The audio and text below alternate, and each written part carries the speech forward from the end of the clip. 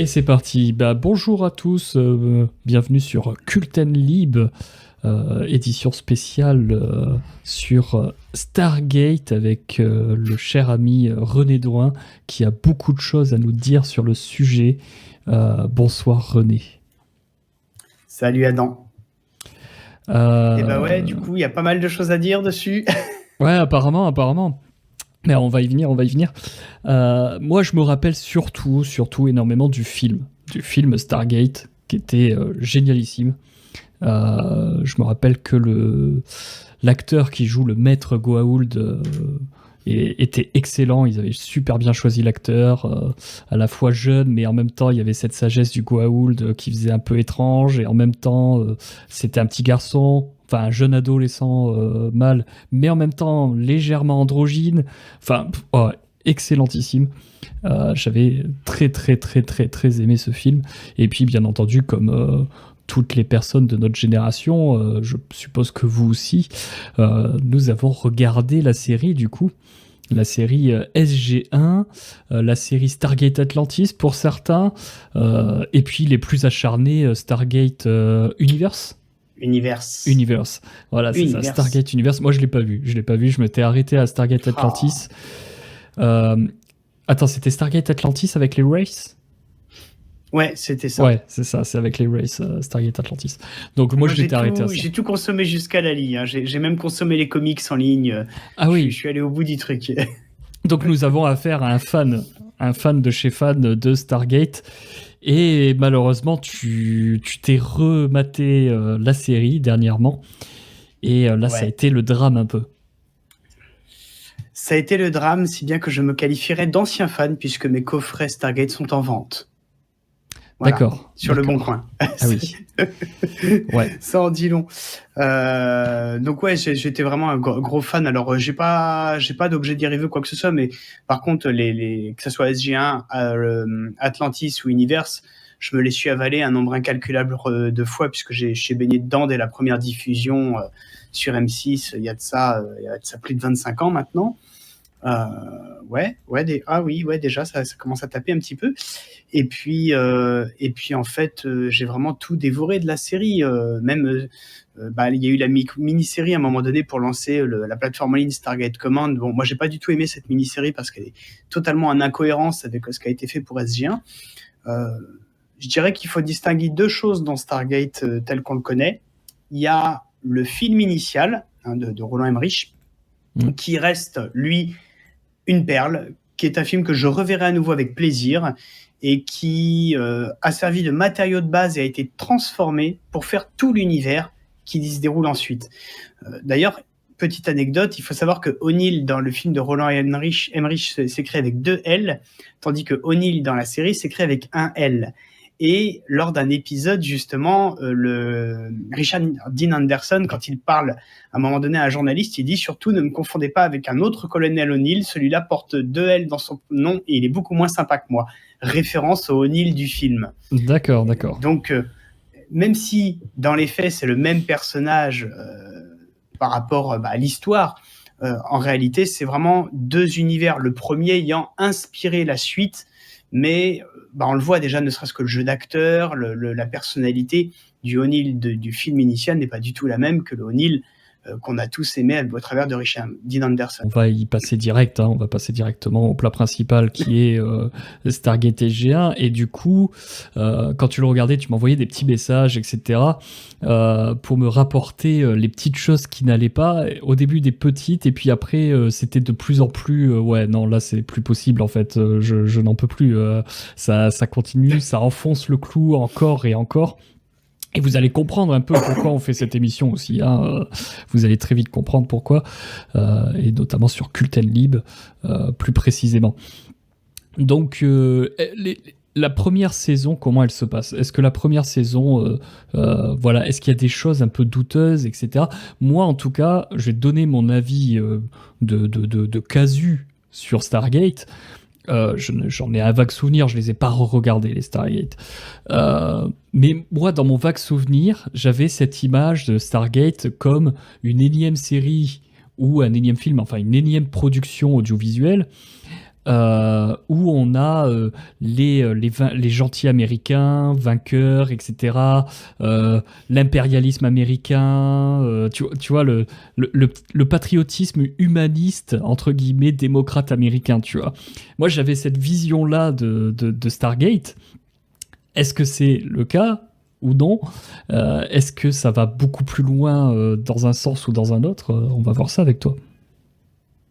Bah, j'avais cette vision-là avant, et en fait, je pense que c'est à force de forger mon regard politique sur les sujets et les convictions que nous partageons, que avec le temps, j'ai pris du détachement, et c'est vrai qu'au fur et à mesure que je me refais des séries que j'appréciais étant ado, bah, il y en a pas beaucoup qui ont résisté à l'épreuve des balles, hein, si je puis dire, et Stargate a été celle à vraiment prendre le plus cher pour le coup, puisque déjà, en fait, à l'époque, on voit qu'il y avait un travail de fait.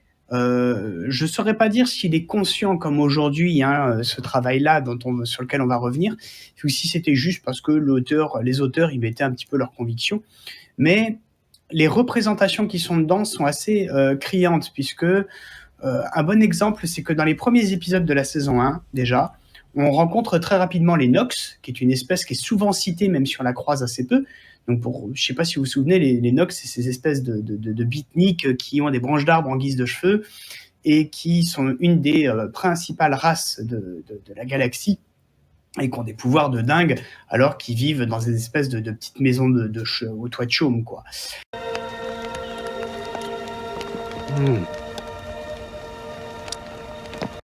C'est de la merde. Et finalement, quand on regarde bien les Tolan et les Nox, leur fonctionnement, eh bien, c'est ni plus ni moins que le summum du socialisme, et ils se donnent le droit de décider, en fait, ce qui est bien ou non pour les autres sociétés.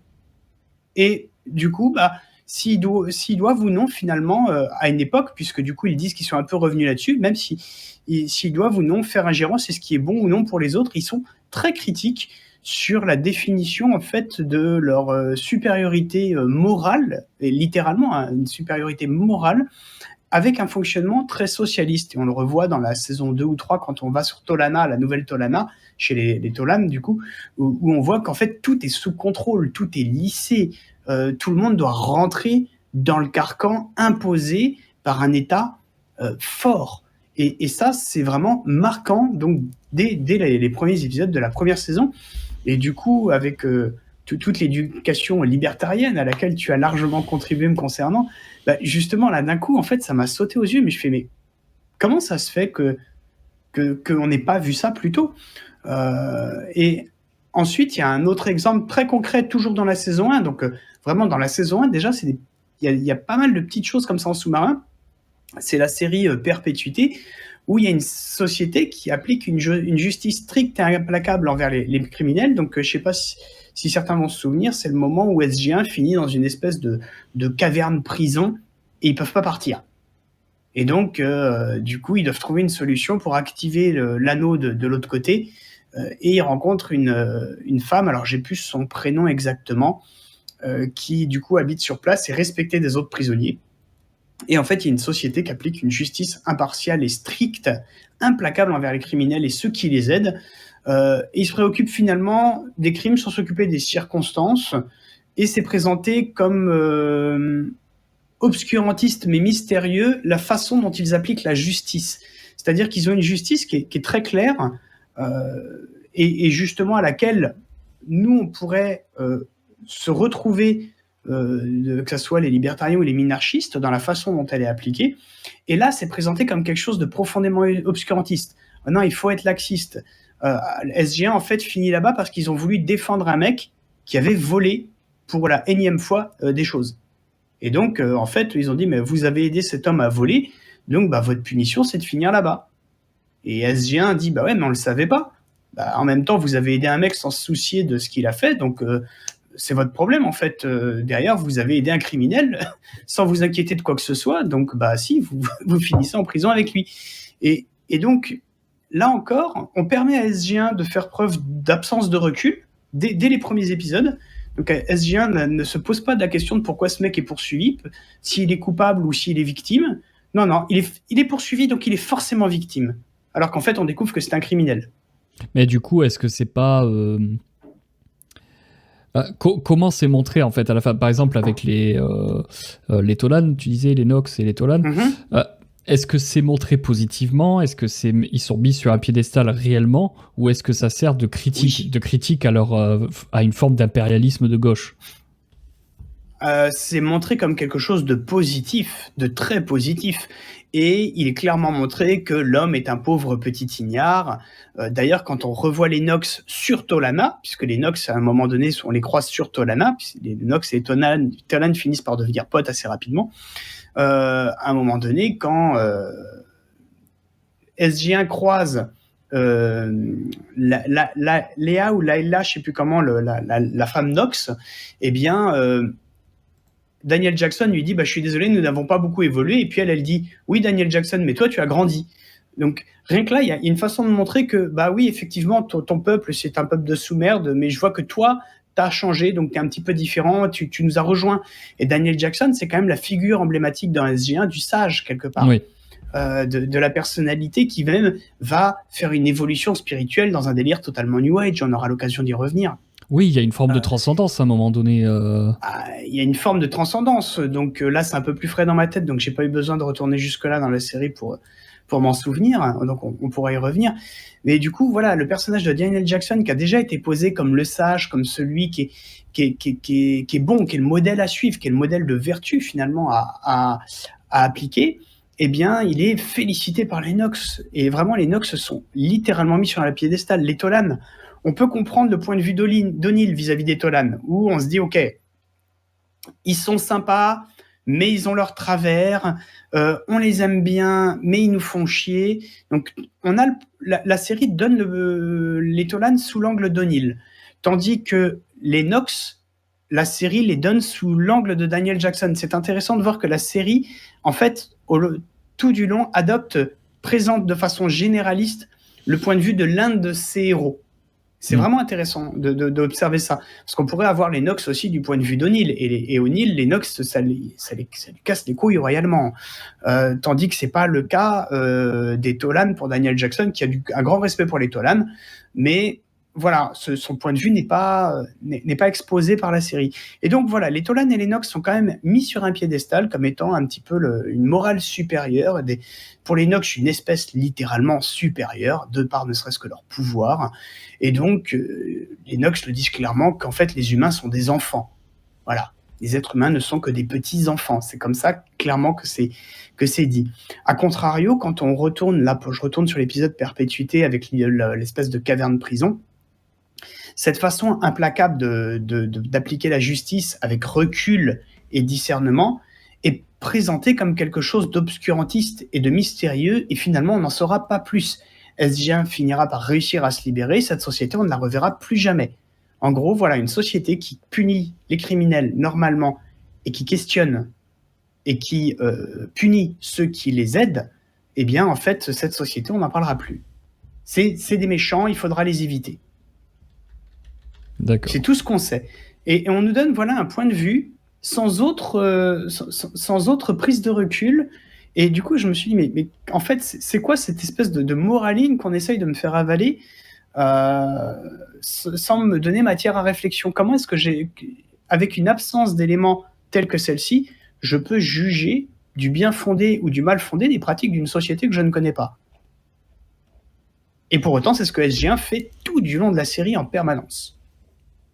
Oui, donc c'est un format un peu bizarre parce que on pourrait avoir de l'impérialisme américain de gauche, etc. Mais au final, avec l'image des autres races qui sont supérieures, au final, c'est eux qui font de l'impérialisme pseudo-humaniste à la Ferry, quoi, par exemple. Tout le temps. Ouais. Tout le temps, tout le temps, tout le temps. Je redonne un exemple assez concret du même épisode. Je reste sur mon épisode là, avec la caverne prison. J'avais noté son prénom, c'est Linnea, l'empoisonneuse, la criminelle dont il est question. Et en fait, il est sous-entendu qu'une femme est seulement une proie dans une prison d'hommes et que ce sont forcément des sauvages. C'est ce qui est sous-entendu dès lors que SG1 croise cette femme qui est la seule de la prison. Et dès le départ, c'est vraiment clairement pas démontré, mais sous-entendu, voilà, je me répète, que voilà, c'est forcément une victime. Et Linnea ne s'en sort que parce que les hommes ont peur d'elle. C'est juste pour ça qu'elle s'en sort. Et donc, il y a une complaisance de SG1 envers les victimes sans se poser de question, pourquoi est-ce que les hommes de la prison ont peur d'elle ? Ouais. C'est une femme, donc c'est une victime. Point. Fin du dossier. Donc, on doit la prendre, on doit être de son côté. On se pose aucune question. Petite discrimination positive, elle gagne 5 points comme Vicky. Privé de joke. Ouais. Je sais pas si toi tu veux rebondir déjà là-dessus. Non, si c'est déjà pas mal. Il n'y a pas grand-chose à dire d'autre, à part que oui, en effet, là, c'est les races extraterrestres qui sont sous un format impérialiste démocrate, on va dire ça comme ça pour qu'on comprenne bien la chose. Alors qu'habituellement, dans les productions SF avec des races extraterrestres, c'est un impérialisme guerrier. C'est pas un impérialisme humaniste, etc., etc. Non, on est vraiment dans un impérialisme guerrier à la Goa'uld. Et justement, dans cette impérialiste humaniste, et après je vais rebondir sur les Goa'uld, parce qu'en fait les Goa'uld, c'est une espèce qui est très intéressante, et en fait, moi clairement, si je vivais dans l'univers de SG1, je suis désolé, mais je préfère vivre dans une société Goa'uld, en fait, sans déconner. Je vais y revenir après. Mais il n'y a pas à tortiller. Je veux juste rebondir pour montrer un petit peu comment la série se situe. Dans le maître du jeu, c'est une critique du pouvoir dictatorial, mais il s'agit d'une satire qui se moque des efforts d'un seul homme pour reconstruire sa société pendant que les siens sont en stase à vivre des simulations. Et en fait, il est parvenu à restaurer tout seul sa planète. Ça lui a pris des siècles et des siècles. Donc il a restauré toute sa planète qui était toxique, tout seul comme un grunt, il en a fait un immense jardin. Et en fait, SG1 n'accepte pas le fait qu'il garde en stase donc ses concitoyens, ses compatriotes, parce que lui, il a tellement peur qu'ils repourrissent sa planète que, en fait, il préfère les laisser à vivre des simulations pour permettre à sa planète de continuer à se développer et à être belle, à être le jardin qu'il en a fait tout seul. Et en fait, tout SG1 se moque de lui finalement, des efforts millénaires, enfin séculaires qu'il a réalisés pour restaurer sa planète. Et bien que despotique, en fait, il passe pour juste un gros clown pour avoir voulu protéger ce que ses collègues auparavant ont détruit. Et SG1 finit par libérer tout le monde. Et puis, c'est super, en fait, tout le monde peut continuer à... Alors, il y a cette critique du despotisme, bien sûr, mais il y a cette critique de l'effort également. Et disons qu'on aurait pu, on ne s'interroge pas. On aurait pu avoir un équilibre en fait entre les sujets, avoir cette critique là du despotisme et du non-choix individuel et du non-pardon. C'est-à-dire que oui, ils ont fait une connerie, ils ont pourri la planète, mais on aurait pu leur pardonner et ils peuvent corriger leurs erreurs eux-mêmes. Mais en même temps, montrer que un seul homme a réussi à guérir une planète entière. Et c'est quand même assez incroyable. Donc, avoir cet équilibre entre les deux, et c'est ça qui fait une très bonne œuvre. Une très bonne œuvre, c'est quelqu'un qui a réussi à trouver cet équilibre dans ses personnages, que ce soit les protagonistes ou les antagonistes, que chaque camp apprenne l'un de l'autre. Et c'est ça qui fait d'une grande œuvre. Sinon, on a un truc manichéen et assez bateau, et puis au final, on l'oublie très vite. Mais... ouais, cet exemple est là, il n'y a pas d'équilibre. Il n'y a pas d'équilibre, et justement, c'est un épisode qui passe pour étant presque un peu rigolo, et on se rend compte encore une fois qu'on est dans la moraline. Et qu'est-ce qui se passe à la fin ? On voit donc les compatriotes du maître du jeu qui sont libérés et qui finissent par aller marcher sur tous les parterres de fleurs, à faire les fous dans ce qu'il a construit, et à tout pourrir à nouveau finalement. Et puis SG1 qui dit c'est bien, maintenant ils sont libres. Mais brûlez-moi ça, sans déconner. Alors qu'on aurait pu intégrer justement la question de la propriété privée, s'il n'avait pas été trop con l'autre. Hein. Voilà, et même on aurait pu avoir ses compatriotes qui découvrent ça, qui lui disent écoute, demande-nous pardon, merci pour ce que tu as fait, et lui qui accepte de les libérer. On aurait pu avoir une fin, peut-être un peu caricaturale également, mais une fin qui soit pas justement clownesque envers la méritocratie et envers le sens de l'effort, le sens du travail. Et du coup, oui, puis même qui est caricatural à l'encontre des gens qui sont libérés. Ils sont libérés et ils n'auront pas appris de la connerie qu'ils ont faite. Alors que ça fait des siècles qu'ils sont en simulation. Voilà. C'est ça. C'est complètement absurde. Les gens ne changent pas en fait. Bah, d'après C'est ça. d'après cet épisode-là, les gens ne changent pas. Voilà, vous êtes déterminés à être des gros connards, des gros clochards qui pourrissent tout. D'accord, bon, super. Alors d'ailleurs, c'est quand même très marqué dans toute la série, puisque les méchants restent des méchants, les gentils restent des gentils. À chaque fois qu'on croit que quelqu'un change de camp, soit il ne change pas de camp, c'est une traîtrise, soit, comme Till, que ça lui arrive à 2 reprises, on lui a lavé le cerveau. Donc il a subi un lavage de cerveau qui l'a fait changer de camp. Mais la série enferme tout le temps les personnages dans leurs fautes ou dans leurs qualités, sans aucune possibilité de changement intérieur. Ils vont évoluer en grade, Major Carter finit colonel à la fin de la série, mais elle reste la même du début à la fin. Son personnage n'évolue pas intérieurement en comptant Atlantis. Il faut savoir qu'Amanda Tapping est l'actrice qui est apparue dans le plus d'épisodes de Stargate. Et en comptant Universe, puisqu'elle apparaît brièvement dans Universe. Et donc, dans Atlantis, elle est là même présente. Elle est présente 1 ou 2 saisons entières dans Atlantis, puisqu'à un moment donné, c'est elle qui dirige Atlantis. Je me rappelle plus. Et donc, c'est dans les dernières saisons d'Atlantis. Ah, j'ai peut-être pas vu les dernières saisons alors. C'est pas l'avant-dernière, je crois que c'est dans l'avant-dernière à la fin de l'avant-dernière saison, elle quitte Atlantis, elle est relevée du commandement.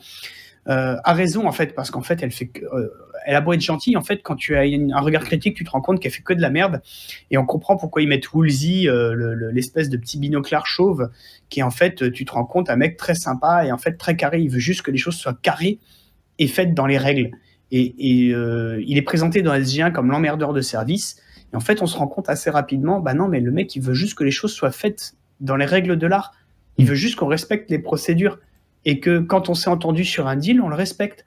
En fait, c'est juste un mec de parole et qui est du début à la fin critiqué. Atlantis lui rend un petit peu on va dire, ses lettres de noblesse en lui donnant la direction d'Atlantis qu'il gère avec brio, et c'est dommage qu'on n'ait pas la suite parce qu'on s'attache vraiment au personnage.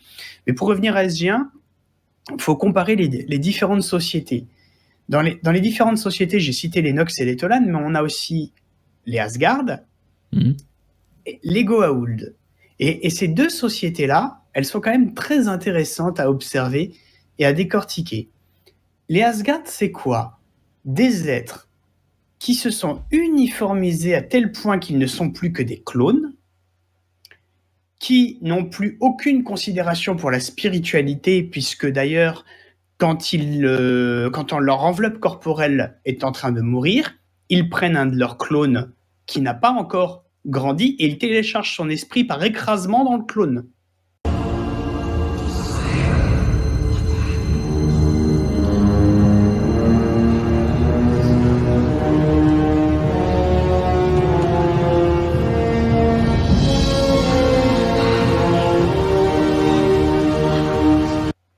C'est ce que fait Thor assez régulièrement. D'accord. Et Thor est le gentil dedans. Faut quand même se rendre compte du truc, c'est que à un moment donné, il y a un clone Asgard qui est kidnappé par des humains du NID, et on voit bien que le Asgard il percute rien. En fait, c'est pas une coquille vide, c'est que c'est un Asgard enfant. Il est en train de grandir, il est en état d'éveil. Et à la fin de la série, on apprend que ce Asgard est rendu au sien et l'esprit d'un Asgard qui en a besoin va être téléchargé dedans. Donc l'esprit qui est présent déjà dedans, hop, rideau. D'accord. Ah oui. Mais c'est les gentils. Alors qu'ils sont même pires que les Goa'uld, parce que les Goa'uld, quelque part, ok, il y a cette symbiose qui est assez dégueulasse. Oui, enfin, avoir un verre dans le bide, pas trop mon délire, hein, perso. Pas mon délire non plus, mais par contre, tu gardes, tu n'as plus la maîtrise de ton corps, mais tu n'oublies pas et tu restes qui tu es derrière. Donc en fait, le Goa'uld ne vient pas par écrasement, il vient te supplanter, il prend le contrôle, mais il ne fait pas disparaître ton esprit. Le Tok'ra, lui, soi-disant, les Tok'ra, t'as le choix, tu peux décider de reprendre la parole quand tu veux. Oui, parce que voilà, il y a les Tok'ra, oui, effectivement. Voilà, et quand on regarde le mode de vie des Tok'ra, c'est bienvenu à Woodstock quand même, dans le sens où c'est aucune porte, aucune vie privée, aucune propriété privée. Les Tok'ra, c'est ça quand même, hein. C'est 0 propriété privée, 0 intimité. Ton corps ne t'appartient plus, tu le partages donc avec un autre être qui a totalement accès à tout ce que tu es, tu as totalement accès à ce qu'il est. Et du coup, vous partagez compagne et compagnon. Donc, quand vous êtes en train de faire des galipettes, vous le faites à 4 et non à 2. C'est ça que ça signifie. Bah ouais. Et c'est clairement sous-entendu à un moment. Hein.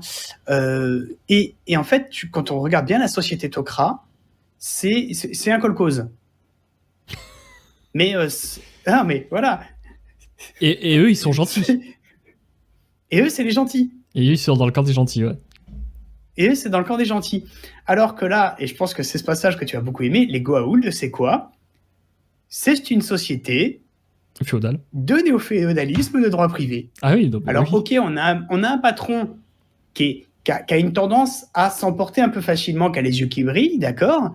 Mais quand on regarde bien le village de Teal'c, au moment Il a où les yeux revient laser. chez lui, ouais, les yeux laser, il mise de la crypto. Mais quand on regarde bien, quand Teal'c retourne chez les siens, la société, le village dans lequel ils vivent, en fait, les Goa'uld, quand tu regardes bien, ils sont pas du tout ingrats. Quand tu les sers bien, et on parle même pas de guerre, hein, puisque du coup, en fait, c'est pas tout le temps la guerre. Ils sont en situation de guerre froide permanente entre eux. Donc, qui c'est qui a foutu la grouille et qui a niqué l'équilibre entre les Goa'uld? Les humains. En fait, Ouais, c'est SG1. c'est SG1. Quand ils ont détruit Ra, il y a un nouvel équilibre qui s'est posé entre les Goa'uld. Et dès lors qu'ils ont commencé à chatouiller Apophis et à dézinguer Apophis, ça a niqué tout l'équilibre. Et ça a été un effet de domino jusqu'à la fin de la série. Ouais, donc Mais c'est en à fait, cause de à l'origine- l'interventionnisme de SG1, donc Exactement. des humains américanisés. C'est à cause d'eux que du coup leur ingérence impérialiste, pour le coup, qui a dézingué en fait tout un système qui avait trouvé son équilibre organique. Ben ouais, parce que du coup, les grands maîtres, en fait, quand tu écoutes bien l'histoire des grands maîtres, ok, de temps en temps, t'as une bataille, ils se foutent un petit peu sur la gueule. Oui, il y a une centaine d'années de ça, effectivement, ils se foutaient méchamment sur la gueule. Mais quand tu écoutes bien l'histoire, tu comprends en gros que depuis de 60-80 ans, ils sont en mode guerre froide. Tu me tires pas dessus, je te tire pas dessus. On s'entend bien, on fait un petit conseil Goa'uld de temps en temps. Et chacun est bien chez soi, les vaches Voilà, sont bien chacun à gardées. sa place. Voilà. Et quand tu regardes la société de Yu qui est le grand maître Goa'uld qui a inspiré la civilisation chinoise, à un moment donné, on a un court passage sur sa planète. Sa planète, ça ressemble plutôt à un modèle de prospérité. J'ai pas l'impression que les gens sont spécialement malheureux. Et pareil, quand tu regardes la planète de Teal'c, qui sont les gens malheureux? Les gens parias qui ont désobéi à leur maître, qui ont désobéi à des règles auxquelles, en plus, ils ne sont pas soumis. C'est-à-dire que si une personne qui n'a pas de symbiote dans le crâne ou dans le bide voulait changer, même si c'est pas dit, au cours de l'histoire de la série, tu vois qu'il y a des mouvements entre les cultures Goa'uld, et tu comprends que des mouvements de population ou de personnes sont possibles d'un monde à l'autre. Que changer d'allégeance, si c'est fait dans le respect des règles qui sont posées, est possible. Bien sûr, tu comprends que tu n'as pas de retour en arrière possible également. Des règles coutumières. Du coup, des règles coutumières qui existent et qui permettent à chacun en fait, de trouver sa place. Et quand tu vois donc la société d'où vient Teal'c, Teal'c, pour avoir fait ce qu'il a fait pour Apophis, alors ok, il a fait des choses un peu crado, mais je veux dire, il n'y a pas que Teal'c. Quand on regarde l'ami de Teal'c qui, lui, n'était pas un soldat, il a quand même une super belle baraque, le mec, parce qu'il a servi Apophis en étant administrateur de sa ville. On lui demande pas de tuer des gars, on lui demande d'administrer un patelin. C'est tout ce qu'on lui demande. Et on comprend en fait tout au long de l'histoire que finalement les Goa'uld, quand on sort du regard d'Asgien, que oui, d'accord, il y a cette histoire de symbiote, ok, mais la société en elle-même, elle est très saine, elle fonctionne. Et c'est Asgien qui tue tout ça. Parce que moi, de ce que je me rappelle, il y avait quand même pas mal de passages sur des esclaves, etc. Les esclaves, c'est qui? Alors, en dehors des gens qui ont le symbiote dans le bide, parce qu'effectivement, c'est une forme d'asservissement. Les Jaffa ne peuvent pas survivre sans symbiote. Mais autrement, quand il y a des esclaves, quand il y a des gens qui sont maltraités, qui c'est? Ce sont des prises de guerre ou des gens qui ont, à un moment donné, désobéi aux règles communément admises et avec lesquelles, en fait, les gens s'accommodent plutôt bien. Et on le voit qu'il y a des mouvements en plus de population chez les Goa'uld. Donc, du coup, une personne qui serait vraiment pas à l'aise dans une société, eh ben, elle pourrait tout à fait trouver asile chez un grand maître ennemi du sien qui serait très content d'accueillir un mec contre les échanges d'informations. Enfin, le Chapai, il n'est pas surveillé en permanence, chacun se balade comme il veut dans la galaxie. Donc, tu sais que tu n'as pas de retour en arrière possible, mais personne ne t'entrave dans tes mouvements. On le voit tout au long de la série. N'importe qui peut se balader n'importe où dans la galaxie chez les Goa'uld. Donc, à partir de là, si tu n'es pas à l'aise avec un modèle de société qu'on te donne, rien ne t'empêche. Oui, tu peux toujours prêter allégeance ailleurs, et c'est un peu le modèle que je propose avec le néo-féodalisme de droit privé. Féodalisme, ça vient de là. Féodalisme, c'est le fidus, c'est la promesse, c'est l'allégeance, et donc on propose une allégeance mutuelle en fonction des besoins que l'on a, etc. Et c'est un peu ça, c'est cette liberté d'allégeance, cette liberté de promesse qui est importante, de pouvoir partir, en fait, de pouvoir sortir. Est-ce que chez les Nox, les Tolan, les Asgardiens, ça se passe comme ça? Je suis pas sûr. Eh ben, il y a les Asgard, justement, on découvre une faction Asgard dissidente dans Atlantis. Ça dure un épisode. Et c'est dommage, parce que cette faction dissidente, elle est très intéressante. Parce que cette faction dissidente, elle considère que les leurs de notre galaxie, ce sont juste des putains de gros pleutres, qu'ils sont devenus fragiles, faibles, etc. Donc, t'as l'impression d'entendre des mecs du RN critiquer des mecs du PCF, c'est assez rigolo. et voilà.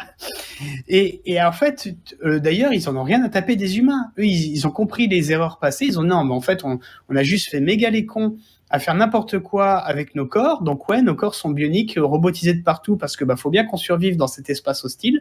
Maintenant, vous, nous, on vous connaît pas. On n'est pas comme ceux de la Voie lactée. On est juste là pour notre survie. Donc démerdez-vous, allez vous faire foutre. Et à un moment donné, donc les humains sont en mode oh là là, ils devraient nous aider et tout. Et en fait, les Asgard commencent à leur dire mais en fait, on va vous buter. Arrêtez de nous casser les couilles. Foutez-nous la paix et démerdez-vous. Et finalement, ça finit par se foutre sur la tronche. Je me souviens plus exactement de comment ça se passe. Mais justement, on a donc des personnes qui sont des représentations de personnes qui, elles, renvoient à la responsabilité individuelle, à dire écoutez, on a d'autres chats à fouetter, démerdez-vous et arrêtez de nous chercher les noises. Et c'est les méchants. Et donc, encore une fois, il y a une inversion des valeurs, mais jusque chez les Wraiths ou les Asuran dans Atlantis. Les Wraiths et les Asuran, ils ont une particularité, alors que les Asuran sont... Est-ce que tu te souviens de ce que sont les Asuran ? Eux, je ne me souviens plus du tout. Les Wraiths, oui. Les Asuran, pas du tout. Alors, il faut savoir, pour ceux qui ont peut-être vu Stargate il y a très longtemps, qu'il y a eu les anciens. Les anciens... C'est les ancêtres des humains qui se prennent tous pour Merlin l'Enchanteur en version techno. Donc, du coup, ils ont la sagesse infinie, ils savent tout mieux que tous les autres. Et ce qui s'est passé, c'est que de toute façon, en fait, leur civilisation a périclité. Mais entre-temps, ils ont créé des réplicateurs eux aussi. La technologie des réplicateurs de notre galaxie, il faut savoir qu'eux-mêmes l'avaient créée de leur côté, et ça a donné des doubles d'eux-mêmes. Donc en fait, il y a une planète, littéralement une planète entière qui est une planète d'anciens, sauf que ce n'est pas des anciens, c'est des réplicateurs, qui ont des apparences humaines, qui sont tous interconnectés les uns aux autres, et qui vivent comme les Wraiths. En fait, c'est une ruche, et qui vit en osmose, en fait, en parfaite osmose. Donc la dimension communautaire et interdépendance des uns des autres, qui devrait être une force, en fait. Et donc il y a un effet... C'est-à-dire que ces êtres n'ont pas d'absence d'individualité. C'est que le collectif, l'individu ne prend pas le pas sur le collectif. Et on n'est pas dans le moi-je, moi-je, moi-je. Il est clairement démontré que voilà, chacun a aussi des devoirs vis-à-vis des autres, des obligations vis-à-vis des autres, mais pas parce que des règles ont été imposées par la loi, mais parce qu'il y a une loi. Alors, j'aime pas employer ce terme dans le cas présent parce que c'est pas tout à fait vrai, mais il y a une loi naturelle dans le sens où en fait tu as des coutumes qui se sont mises naturellement en place pour que l'espèce puisse fonctionner.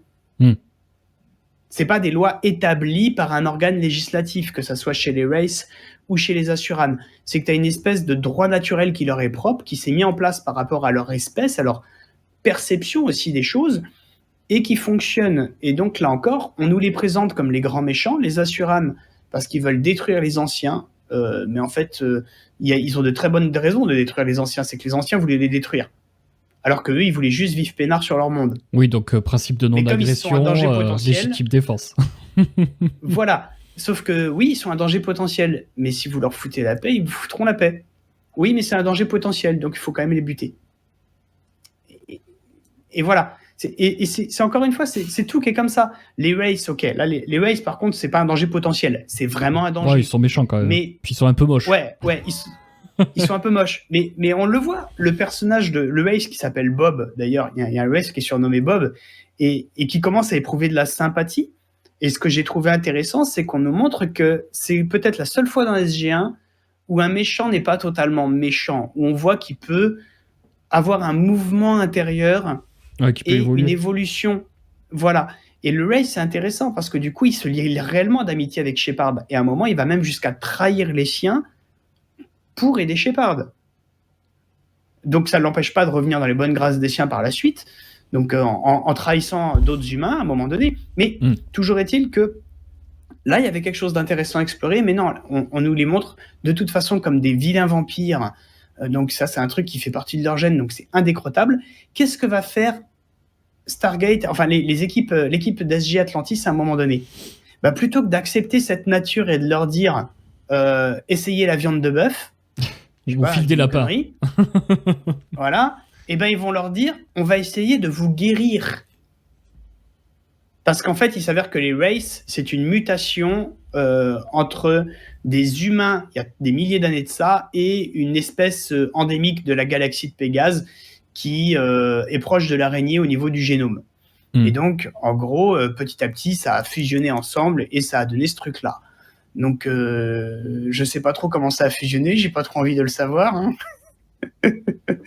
Il y en a un qui a copulé avec Arachne. Non, voilà. Bon, bref, toujours est-il que on nous présente ça comme une maladie, alors que c'est une évolution. Donc, c'est-à-dire que là, on vient. C'est intéressant de voir que les mêmes qui ont à dire que certaines orientations sont tout à fait naturelles, là, ce qui est quelque chose de l'ordre du naturel, puisqu'on est dans une évolution de l'ordre du biologique, est considéré comme une maladie. Et donc doit être effacé. Et doit être effacé. On doit guérir ça, plutôt que de dire à cette espèce, on va vous trouver des sources de nourriture pour qu'on puisse vivre à peu près en paix les uns les autres. Voilà. Et donc, encore une fois, on reste dans la moraline et on reste toujours encore dans cette critique de, encore pour le coup, de la vie en communauté, parce qu'à chaque fois qu'une société extraterrestre est critiquée, c'est parce qu'elle vit en communauté, mais où il y a un juste équilibre entre l'individu et le groupe. Là où on apprécie la société, c'est chez les Asgard et les Tok'ra, quand là, il n'y en a plus que pour le communautarisme absolu, il n'y a plus d'individus dans les sociétés qui sont perçus comme étant des modèles. C'est pareil chez les Tolan et les Nox dans une certaine mesure. Hein. Il n'y a plus d'individus. En fait, Stargate, c'est vraiment une apologie du collectivisme, sous toutes ses formes. Ah mais à fond les ballons.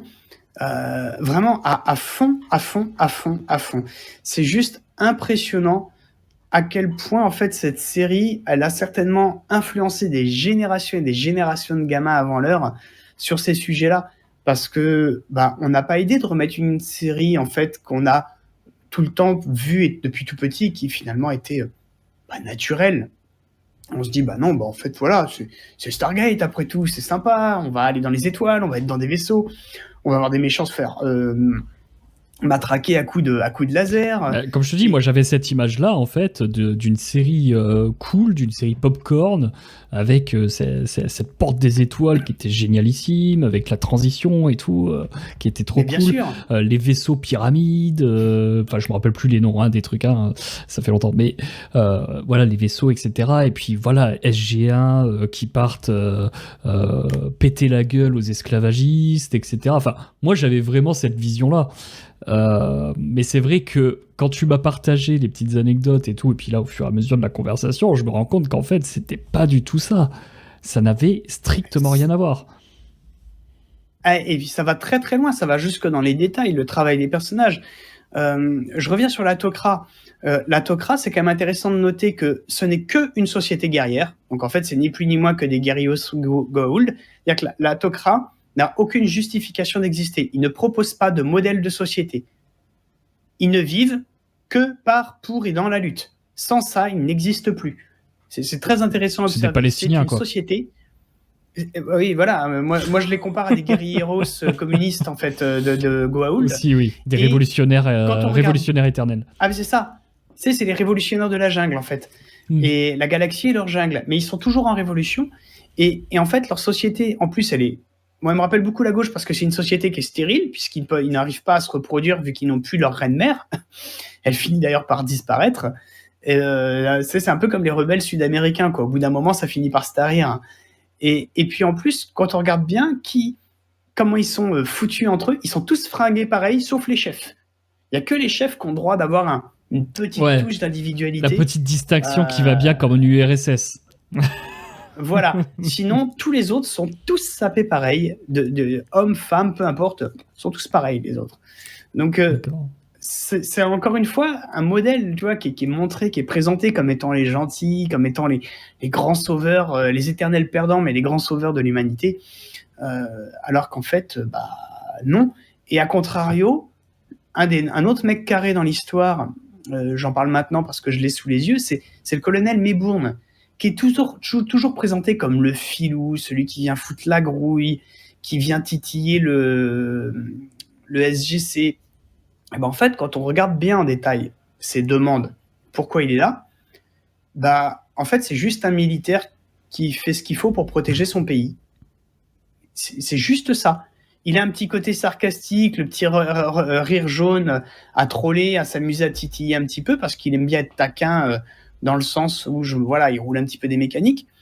Mais on se rend compte que, en fait, c'est juste que le SGC, c'est Woodstock, sans déconner, et que l'armée est sans cesse obligée de les reprendre. Parce que quand on regarde bien, il n'y a pas d'obéissance et de respect de la chaîne de commandement.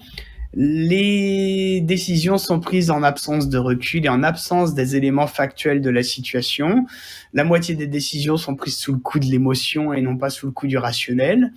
On parle quand même des fois de milliers de personnes où il y en a un, il dit non, mais moi je continue d'attendre tant qu'ils ne sont pas revenus. Oui, mais non, en fait, si on attend encore, en fait, on risque la vie de personnes. Donc, il y a des risques démesurés. Et forcément, en fait, tu as l'armée de l'air qui est obligée d'envoyer des contrôles régulièrement. Enfin, il y a encore une fois une inversion totale des valeurs tout du long de la série. J'ai tenu 5 saisons, parce qu'au bout de 5 saisons, j'en pouvais juste plus. Il y a combien de saisons ? Plus cette série. Il y avait combien de saisons ? De SG1, il y en a 10. D'accord. De Atlantis, il y en a 4 ou 5, si je me repousse.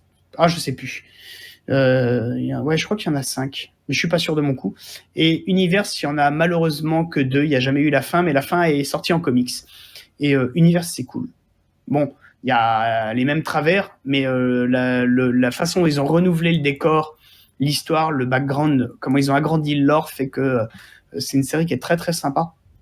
Et quelque part qui est un peu moins politisée parce qu'elle s'intéresse plus au cas personnel et individuel des gens. Donc on est plus sur des tranches de vie de gens qui vivent une expérience extraordinaire un peu malgré eux que du SGC ou du SGA pour Atlantis, quoi. Donc Universe, je le mets un petit peu à part. Par contre, c'est vrai que SG1 et Atlantis sont en réalité terriblement décevants. Et je trouve, en fait, quand j'ai regardé sur le web, j'ai trouvé incroyable que ça n'avait jamais été réellement relevé. Parce que finalement, ça s'est tellement bien insinué dans tous les cerveaux de gosses qu'on était que on pense même pas à le remettre en question parce que c'est devenu naturel.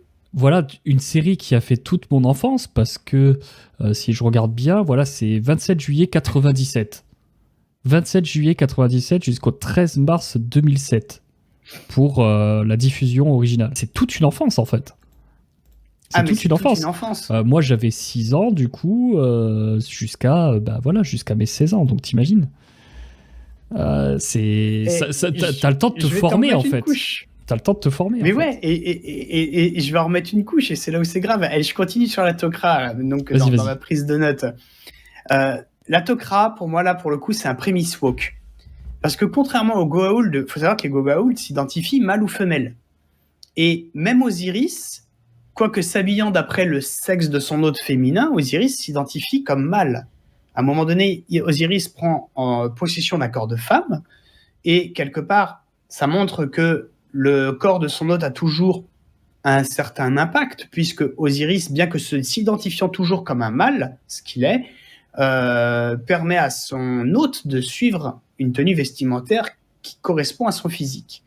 Mais ça, c'est très important de noter que les Goa'uld s'identifient comme mâles et femelles. Parce que les Tok'ra, de ce que j'ai observé, eh bien, en fait, ils se disent à genre. C'est pas dit comme ça, mais il est dit à un moment donné qu'ils ne sont pas sexués. Or, pourtant, ils descendent des Goa'uld. Comment ça se fait que les Goa'uld se différencient mâles et femelles ? Et c'est clairement dit dans un épisode. Tandis que c'est pas le cas chez les Tok'ra.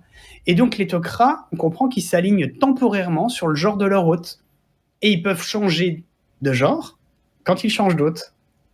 D'accord. Les Tok'ra sont non-binaires. C'est hallucinant. Ah ouais, non, mais c'est fou. Mais t'imagines, c'est avant les années 2010, quoi, hein, qu'on a ça. Mais hein, c'est dire le délire. Mais c'est pas long. Ça va plus loin encore. C'est qu'à un moment donné, il est question pour Selmak, pour Jacob, le grand-père de Samantha Carter, d'accepter un Tok'ra. Et au départ, forcément, le mec, il fait comprendre que voilà, il vient de découvrir qu'il y avait des extraterrestres dans la galaxie, qu'il y avait une porte des étoiles. Ça fait 3 heures qu'il est au courant. On lui dit maintenant, tu vas t'assembler avec un Tok'ra. On peut entendre que le gars, il va falloir une petite demi-heure pour digérer le concept. Vous me laissez boire un café avant ? Voilà, il voudrait même prendre 2 semaines, on lui en voudrait pas. Et là, clairement, les Tok'ra qui font comprendre, mais sans ambiguïté, que si vous voulez pas vous unir charnellement à nous, c'est que vous êtes nos ennemis. D'accord. J'ai presque l'impression d'entendre un LGB XYZ nous dire bon bah si tu veux pas me faire une turlute, c'est que t'es homophobe quoi. C'est un peu ça, oui. Moi ça m'a tout de suite fait écho à ça. Et donc en fait SG1 lui sacrifie son cancéreux pour s'en faire des potes. C'est quand même ce qui se passe. Hein. Bouc émissaire, sacrifice. Voilà.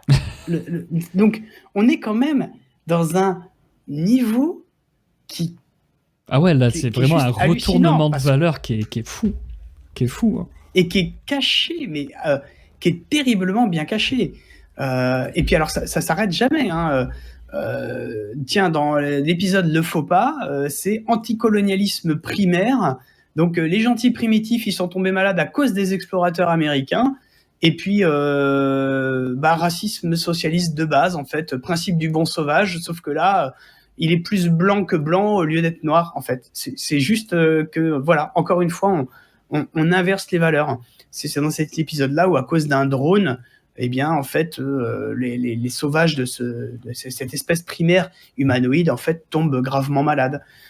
C'est tout du long, comme ça, où on retrouve, en fait, tous les travers de gauche. De l'idéologie gauchiste. Je me dis, mais cette série qui a 30 ans, et qui portait déjà toutes les graines de ça en elle, avant que Netflix vienne nous bassiner avec ça.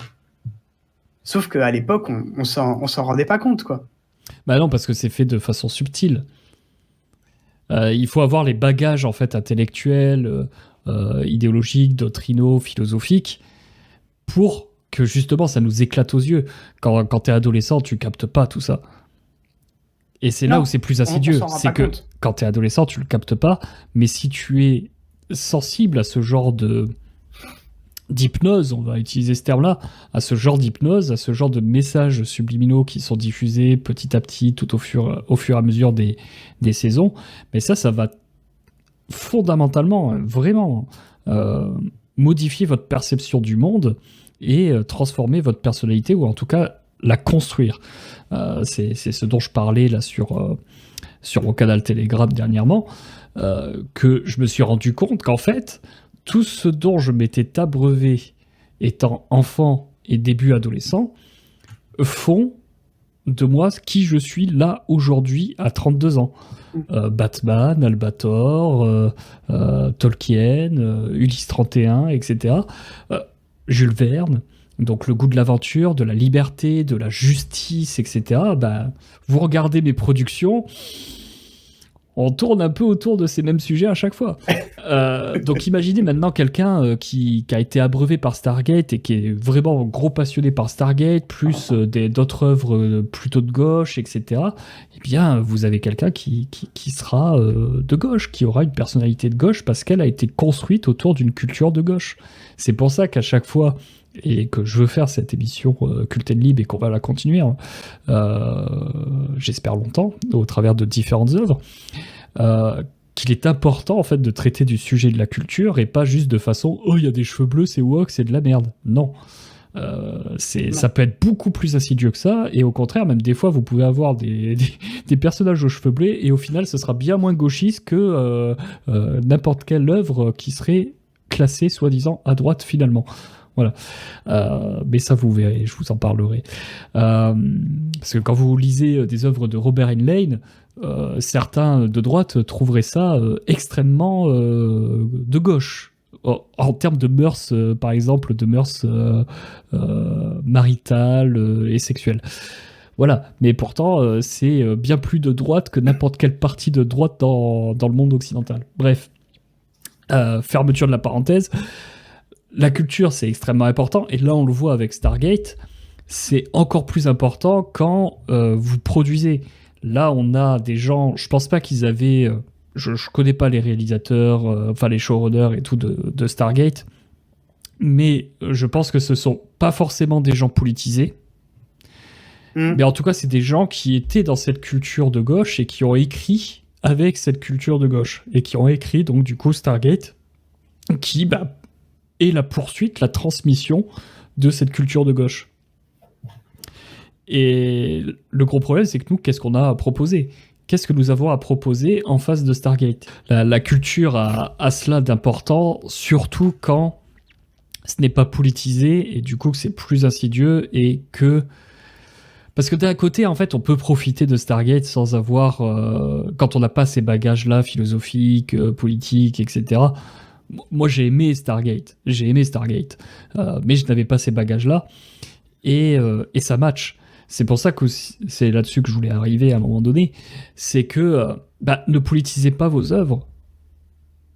Si vous voulez vraiment que ça marche, ne politisez pas vos œuvres, et vous verrez, vous aurez un plus large public, et après, avec le temps, plus les gens grandissent, mûrissent intellectuellement, etc. Bon, c'est le cas d'une très petite part de la population, certes, mais petit à petit, ils mûrissent intellectuellement, philosophiquement, etc. Et ils vont capter, en fait, les messages qu'il y a dedans, et pourquoi vous avez pris telle ou telle position, pourquoi vous avez poursuivi tel cheminement pour tel ou tel personnage, tel ou tel clan, telle ou telle espèce, etc., etc. Et c'est là où ils vont comprendre, et ils vont y adhérer ou ils ne vont pas y adhérer. Voilà.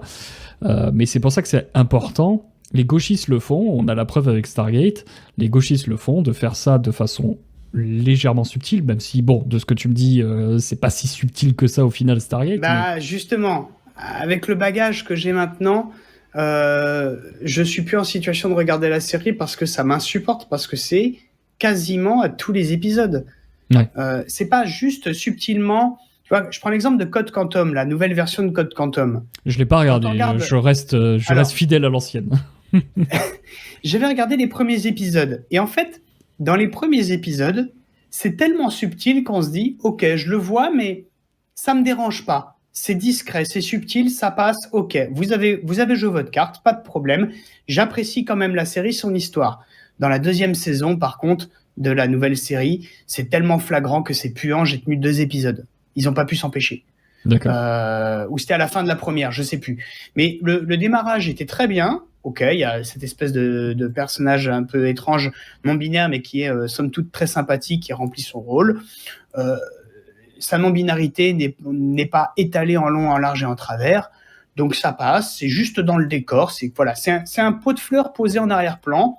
Donc du coup, ok, le mec, il a fait passer... Une idée, très bien, et ça ne nuit pas au fait d'apprécier l'histoire. Et là, ouais, ok. Mais Stargate, c'est tout le temps, et c'est souvent au cœur du scénario. Par exemple, tu as régulièrement des sociétés qui sont représentées comme des sociétés de croyants, généralement chrétiens ou simili-chrétiens, c'est-à-dire que c'est pas chrétien, mais au décorum, tu reconnais, en fait. Et c'est toujours présenté comme obscurantiste, et arriéré, et en retard.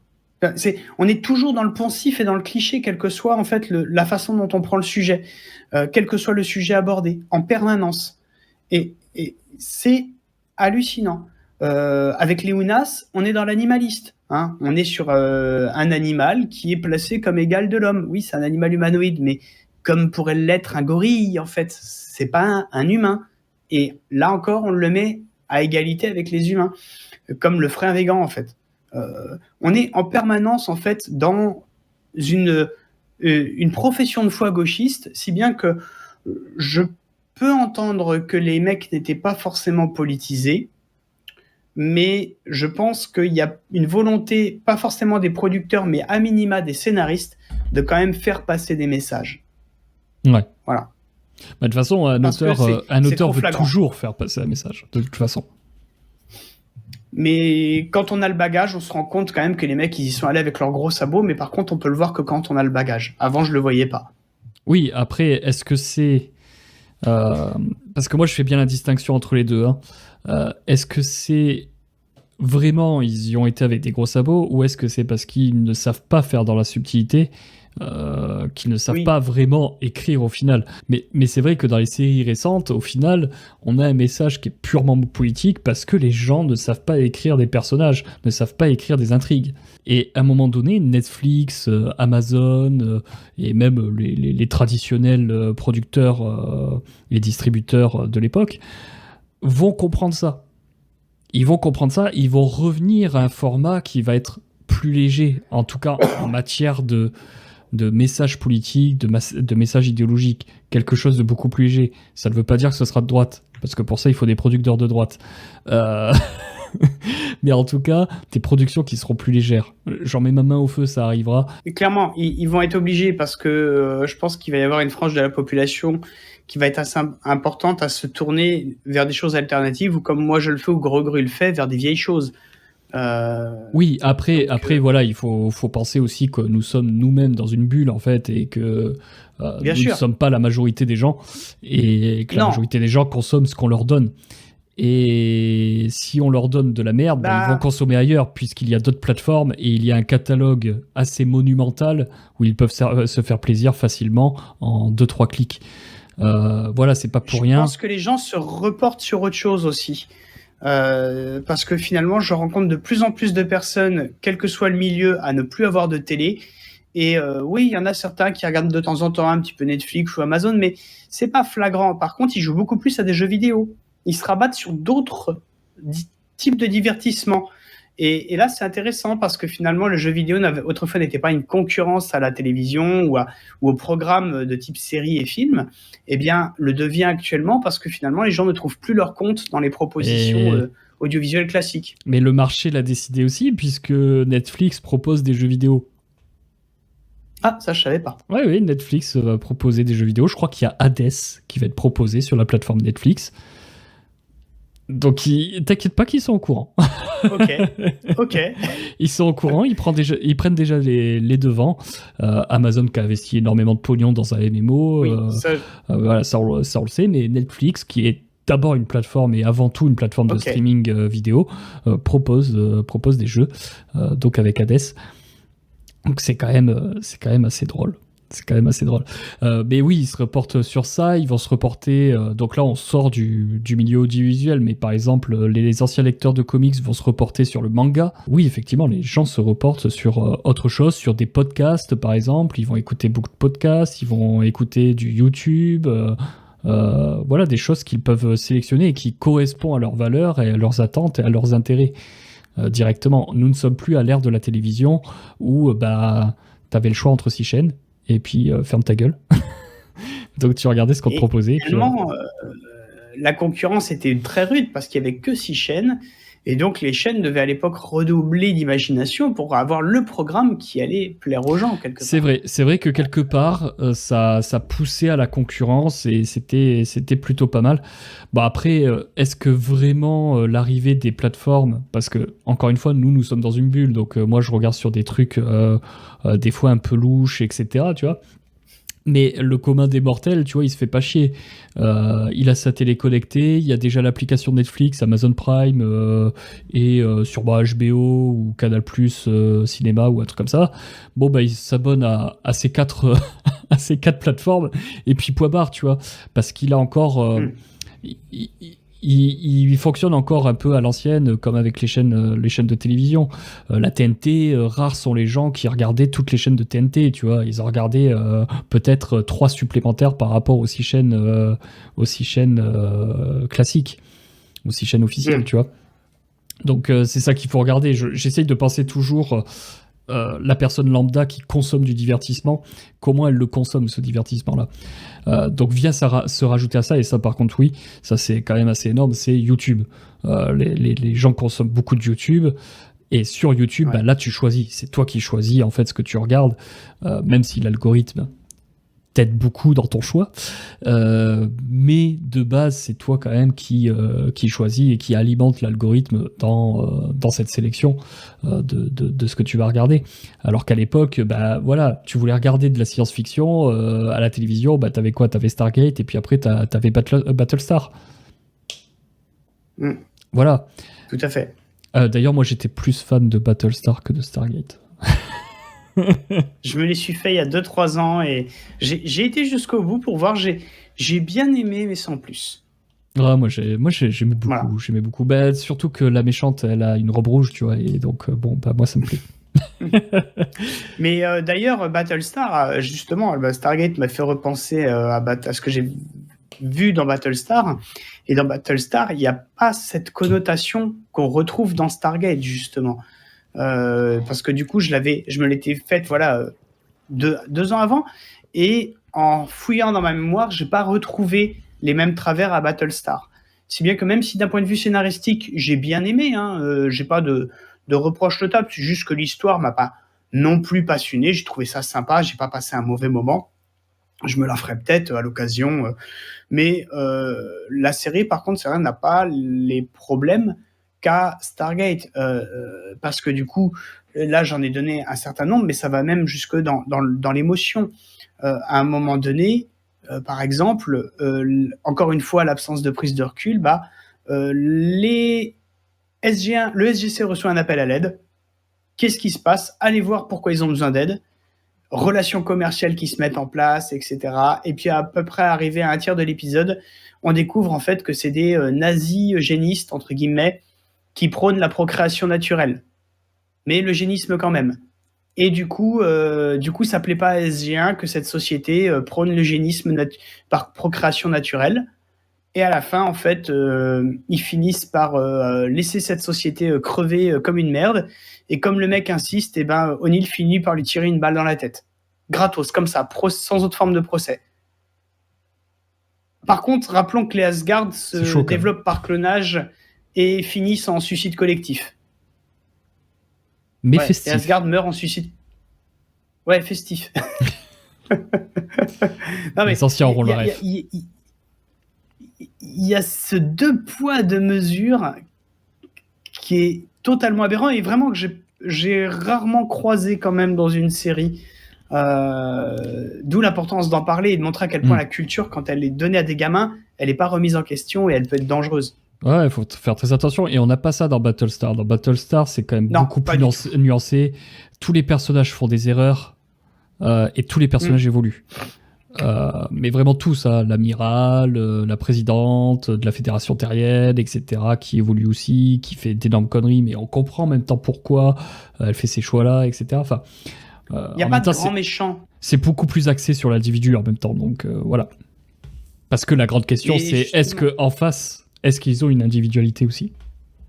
Donc forcément... Et justement, il y a un vrai questionnement spirituel dans Battlestar. Oui, tout à fait. T'as un vrai questionnement sur la notion, comme tu dis, de l'individu, et il n'y a pas de grand méchant, parce qu'ils passent tous par la case du grand méchant et du grand gentil, à un moment donné de la série. Les rôles, c'est un jeu de chaises musicales, ce qui rend la série intéressante d'ailleurs, parce qu'on a affaire à des humains là qui vivent quelque chose d'extraordinaire, qui leur échappe un peu, et ils doivent composer avec. Et qui font des erreurs parfois. Mais d'ailleurs, Stargate Universe est directement inspiré de Battlestar. Ça n'a jamais été caché. c'était pour toucher un nouveau public, et ce rapport à l'individu qu'avait justement Universe vient tout bonnement de Battlestar. D'accord. Voilà. Écoute, je pense qu'on va pouvoir en rester là sur ces bons mots. Voilà, Stargate a été beaucoup plus sournois que les autres séries de son époque et d'aujourd'hui. Tout à fait. Beaucoup, beaucoup plus sournois. Peut-être qu'on se refera comme ça un petit topo sur une série qu'on aurait regardée. Moi, j'aimerais bien me refaire la série Xena, tu vois, par exemple. Ah, Ouais, je pense qu'il y a des choses à dire sur Xena. j'ai testé Hercule. Bon, ça avait Hercule, esthétiquement je trop savais mal que c'était vieilli. très kitsch. Je savais que c'était encore très kitsch chez Hercule quand même. Je m'étais refait Highlander aussi. Highlander, je me l'ai su refait. Ah, c'est sur ma liste dans les choses à refaire prochainement. Ça a mal vieilli. Ça a très mal vieilli. Ouais, franchement. Alors, en plus, c'est le format, c'est le format 4 tiers et tout. 4 tiers. Ouais, ça fait mal, ça pique quand même. Mais c'est intéressant, tu vois, de se refaire comme ça les séries et de voir comment elles ont évolué en bien ou en mal par rapport à ce que nous avons vécu et nous, ce que nous avons appris. Et comment on peut avoir une vision peut-être différente de quand on les a regardés quand on était môme. Je sais que je fais ça par exemple avec mon fils. Voilà, on se mate Goldorak, on s'est maté Tintin, on s'est maté Ulysse 31, etc. Et c'est intéressant d'avoir ce regard neuf et adulte sur ces séries qui ont peut-être construit votre enfance et peut-être déconstruite, surtout, pour certaines. Ouais, mais c'est intéressant en plus d'avoir ce regard neuf parce que ça permet de remettre en question pas mal de choses. Alors après, il faut y être prêt. Et à contrario, des fois, il y a des bonnes surprises. Par exemple, quand mon épouse, il y a quelques années, m'a offert La Jeunesse de Picsou pour Noël, alors chose que je n'avais pas lue depuis peut-être 10 ou 15 ans, mais dont j'étais un aficionado s'étant ado et jeune adulte. Et bien, quand je l'ai relu dans cette nouvelle version avec des chapitres en plus et tout, j'ai été très surpris de me retrouver et de retrouver mes traits de caractère dans le personnage. Et c'est là où j'ai vu qu'à d'avoir tellement lu les Picsou de Don Rosa, donc c'est important la différence, hein, ceux qui connaissent un petit peu sauront de quoi je parle, et c'est là où j'ai vu que le Picsou de Don Rosa, en fait, avait participé allègrement à construire qui je suis aujourd'hui. Et ça m'a frappé en lisant, je me suis dit, bah ouais, mais sa réaction, c'est la mienne, là. J'avais tellement lu et relu, finalement, que je m'étais imprégné du personnage sur certains aspects. Et pourtant, m'avait vraiment marqué. Et pourtant, c'est un canard. Ouais, et pourtant, c'est un canard. Donc, comme quoi, on peut s'identifier à des personnages qui nous ressemblent pas forcément. Tout à fait. Quand c'est bien fait, hein. Il n'y a pas de problème. Il n'y a pas de souci, oui, en effet. Mais oui, on pourrait d'ailleurs faire, pourquoi pas, un Cultan Libre, si tu es d'accord à l'occasion, justement sur comment nos personnages nous ont influencés dans notre enfance. Être qu'à quelques-uns comme ça pourrait être marrant. Ah bah carrément, hein. De toute façon, moi ça va être le programme en fait désormais de Culten Lib que vous retrouverez sur Patreon. Ça va être le programme de Culten Lib et de ce que je vais faire, c'est vraiment revenir sur la culture, qu'elle soit cinématographique, audiovisuelle, musicale, littéraire, etc. Pour essayer de décortiquer des œuvres qui sont clairement accès liberté, valeurs aristocratiques ou ce genre de choses, et puis analyser et démonter aussi des œuvres qui, au contraire, sont plutôt collectivistes au final, et on ne l'avait pas remarqué comme ce soir là avec René, donc sur Stargate. Et je pense que ce sera le mot de la fin pour ce soir. Je te remercie René d'avoir participé et d'avoir détruit un peu ce mythe de notre enfance qu'est Stargate. Avec grand plaisir. Ouais, super. Il y en a pas mal qui vont foutre en l'air leur DVD Stargate, je pense, après cette émission. Donc merci à toi René, et puis je te dis à très bientôt. Ciao. Et je vous invite désormais à lire L'avis, la contre-argumentation très bien exécutée par l'ami et soutien Patreon, le Picard exilé.